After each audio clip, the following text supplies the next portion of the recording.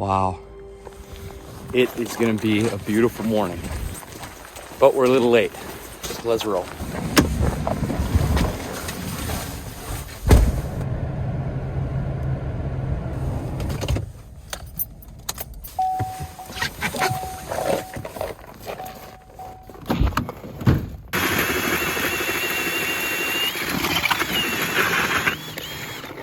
So this morning I'm trying a new area, fishing kind of this break line that comes out of this weed flat. It's kind of like a long rounded point. It's not really a sharp point, but it's just kind of a nice break line there that goes from like 15 feet to 22 feet. And I'm just gonna basically drill like 15 holes, some up in 15, some all the way out to 22, and just hole hop those around.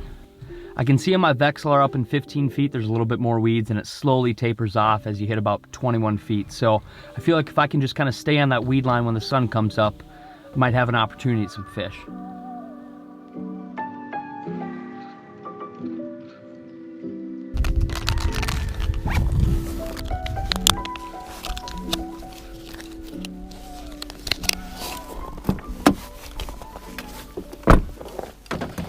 All right, the sun is just touching the top of the trees. Let's go see if we can make something cool happen.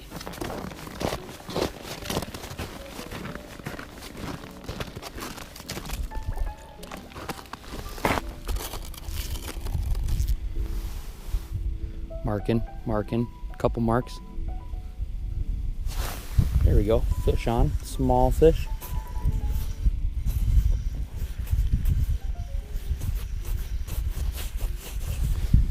A tiny gill, but that's a start.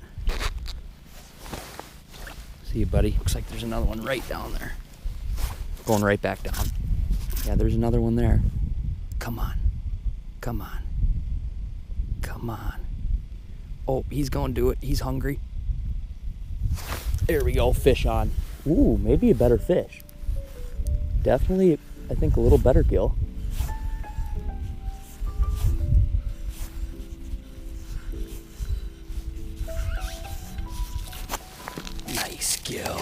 Nice gill.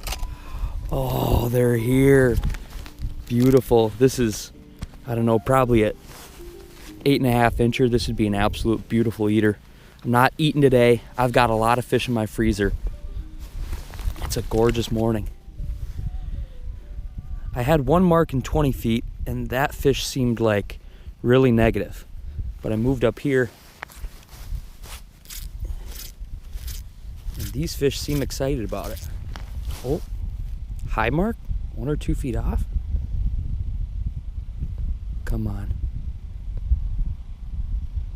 Yeah. Oh, he's gonna bite. Watch a spring bobber. There we go. Yes. These fish are pumped up.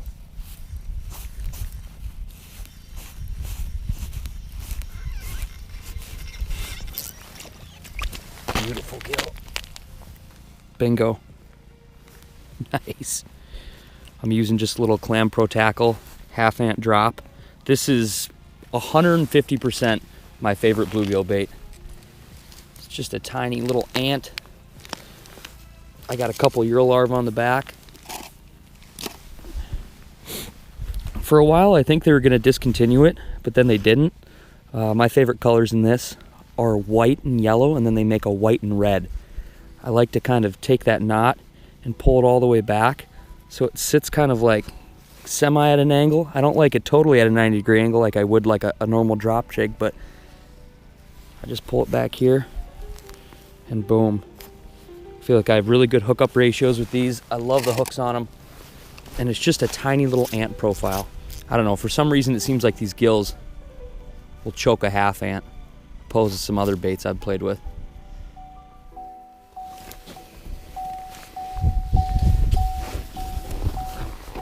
All right, I think we need to drill some more holes. I caught a couple of those gills right away, right when that sun was first coming up. So I don't know if I'm a little late now, if it's just like a right away early morning bite, but I got those bites in like 18 feet of water. It drops off to 20 feet, there's no weeds. Up in 14, 15, there's a lot more weeds. So I think they're just right on that weed line. So I'm just gonna kind of try to drill right around that same contour line that I was in, that I caught those fish.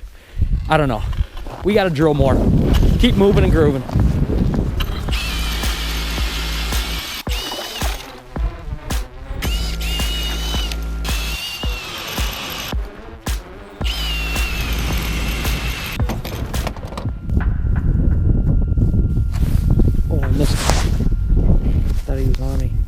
Big mark. 2 big marks.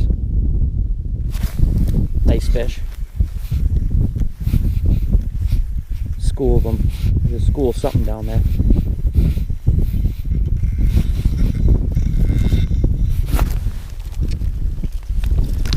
They're monster gills. Monsters. Monster gills.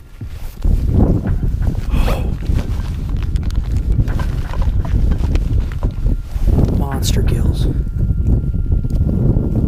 Oh, pop him out real quick. I'll leave him on the ice just for a sec. All right, mid-morning update. Caught a few more bluegills, but it seems like a majority of these fish aren't glued to the bottom. They're coming in small schools of like 3 or 4 fish, and they're 3 or 4 feet off the bottom. So this kind of tells me these fish don't really live here. They're just kind of passing through. So even though hole hopping works and hole hopping is nice, I feel like it's almost better just to kind of plant down and let these fish roll through and pick them off along their way.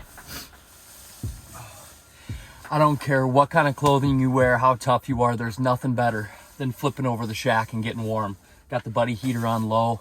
The Nanook Sweets is thermal. Lifesaver. So I'm not going to get too comfortable. I'm not going to really take any clothing off. Nice thing about a portable shack is they're very mobile and they're easy to just flip back over, move down a little bit, flip back over again, heat back up. So I'll probably stay here for maybe like 30 minutes, and if this is no good, I'll just kind of continue down this break. Bite it. Fish on. Oh, maybe it's crappies. It's a whole school of gills. Oh. This is not a very big gill, but some of the marks were huge. It was a whole school. I don't know how many fish, but they were high. They were probably 4 or 5 feet off bottom. And they came in hot. That kind of confirms my idea, what I was thinking before, that they don't really live here. They're just kind of passing through here, or they're just roaming around eating here. But it's not like they're staying in one spot and you can't just boom, boom, boom, boom, boom. They're just ripping around. Almost kind of like how crappies would roam a basin. I think they're just kind of roaming this weed line or this little break. But they're high in the water column. Usually, like, especially bigger gills too, seems like they'll just hold tight to the bottom and they'll slowly lift, but it's like a whole school. Here they are. Big mark, big mark.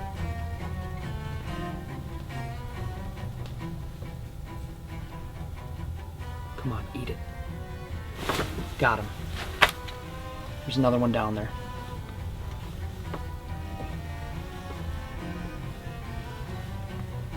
Feels good. Feels good. Oh, it's a freaking giant gill! Holy sh! Oh my god! Oh my god! Oh my god! Okay, I'm gonna put him right there for now. It's the size of a freaking frisbee, boys. Yeah. I can barely get my freaking hand around him. Is there another mark down there? Is it up higher? I'm gonna measure him. Oh, this fish is about 10 1/4, but it has the build of an 11-inch bluegill. This is an absolute freaking dandy. Look at how big he is. He's so tall. He is so thick. That's what we're after. Freaking donkeys. Wow. Oh, thank you, buddy. That's a 6-inch hole, and he barely came up it. See you, buddy. Oh, yes! Yes! That bite is huge. That bite alone gives me the confidence to hunker down and stay here. Just knowing the potential kind of in this new spot that I'm trying. Freaking giant. Fish on. Really hot. He came in by himself. Not a super tanker, but another beauty. They are choking the half ant. God. I like their attitude when they're here. They're moving through really fast and they're not exactly like all over my screen all the time, but when they're coming in, they're wanting to bite. A lot of times big bluegills will be really finicky and sometimes they'll just be glued to the bottom. They'll come up and look at it really slow and it's like, it's a pain. A lot of times, even if you have the most sensitive spring on a spring bobber rod, a gill will just bite it so light. But not these ones. These ones, they're acting right. They're just rolling through really fast. So it's a matter if they roll underneath my feet or not. If I get lucky and some more big ones roll through, I'll catch them. But it's kind of a gamble.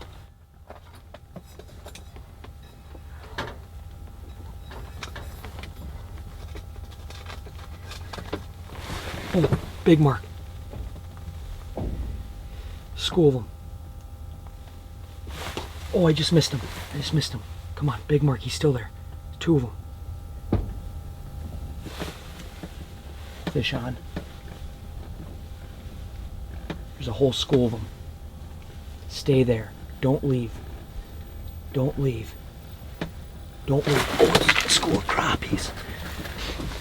Well, I got one of them. Nice eater crappie. He's going back. Thought those were gills.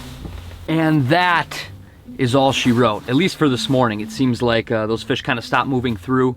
I've been here another hour and a half and haven't really marked any fish. There's a bunch of little perch at the bottom, but it seemed like most of those gills and that one crappie school that came through, they're anywhere from 3 to 5 feet off the bottom. So I think they're just roaming through here. Obviously in the morning, if I came out here when it was pitch dark and planted right here, I bet I'd do pretty well. So I might try that tomorrow morning. But for now, I think I'm gonna pack up my stuff, hightail it to a different lake, and kind of fish a new area as the sun goes down. But yeah, really quick, I guess I'll run through the gear if any of you are interested. Hole hopping today, fishing today, Vexilar FLX 30. I love the 30. Main thing I like about the 30 opposed to the 28 or others is it has 3 power settings. It has low power, medium power, and high power. That's really nice. Whether you're fishing in extremely shallow water or deep water, I can really kind of tailor the power to where I'm fishing. If I'm fishing really shallow, I love it on low power. If I'm fishing in weeds, I love it on low power. That way I can really kind of see in between the weeds and I can really see fish come up out of the weeds. This helped much earlier in the year when we were fishing gills shallow. But right now, I'm running a lot of medium power. I feel like I can still mark my jig really well, but it's not overbearing and I'm not marking a ton of little bugs or small fish that come through. I can really kind of see a defined mark between that's a good fish and that fish is gonna eat, and then just seeing clutter.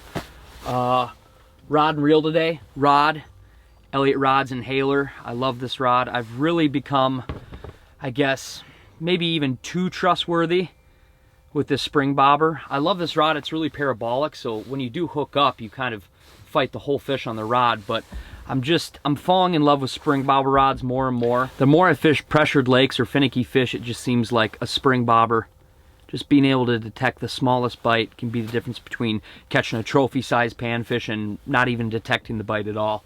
The reel, a Clam Spooler Elite. It's an inline reel. I love fishing these reels for panfish. They don't have a traditional drag, so you kind of have to feather the drag, but when you're fishing gills or panfish, and I can see on my Vexilar, like it has such good target separation between the actual jig and the fish. Sometimes just raising that bait up, I'm talking 1/4 of an inch, 1/8 of an inch, can be the difference between making that fish come up and bite and not. So that's one thing I really like about this inline reel, is I have so much bait control. Like with my thumb, I can slowly raise that bait up and my rod doesn't move, the jig doesn't barely jig. Because sometimes those gills and those crappies can be so finicky, they don't want that jig moving, they just want it slowly raised up. And I feel like I just kind of have total bait control with an inline reel or a spooler. Besides that, the line, I'm running 2-pound Frost ice line. It's high vis pink. I like to see a little better. It's fluorocarbon. I love using fluorocarbon. It's invisible. It's got a little bit of stretch. And it's quality line. I'm comfortable with fluorocarbon. So yeah, that's just kind of the gear breakdown.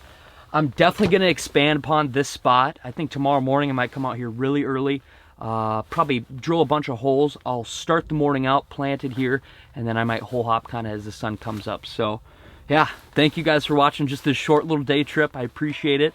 I hope everybody had an awesome Valentine's Day, a good Super Bowl, and I hope everyone's having an awesome winter. So I guess there's nothing left to be said, and stay tuned. And as always, let the adventure begin. See ya. Move ahead, oh my pretty babe. Something ain't right. Got to find a way to move ahead. Oh my pretty babe.